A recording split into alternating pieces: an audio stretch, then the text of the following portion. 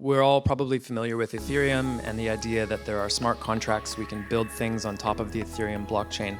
So really what we're talking about, to use the language of non-crypto folks, is you're thinking about, let's say, the Apple App Store versus the Google Play Store and a bunch of different spin-offs of each of those. And so if you think about where the value is accruing in terms of those biggest app stores, which in this case I'll say are blockchains, each of those blockchains there is an exchange that's going to be primarily focused on one blockchain. There's going to be borrowing and lending. There are different applications.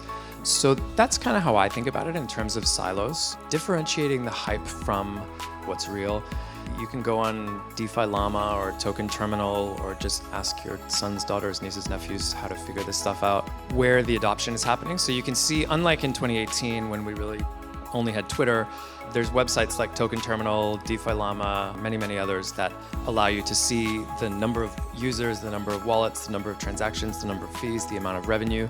This idea of the price to fees ratio now allows us to value a blockchain, and the idea that we have an investment banking of comps is no longer impossible. That used to be an impossible thing for us to quantify. So I would say if you're thinking of investing in the space, look at the blockchains, see what activity is there. Typically, the further down the chain you go, the higher the valuation, the multiple. But that's kind of how I think about it.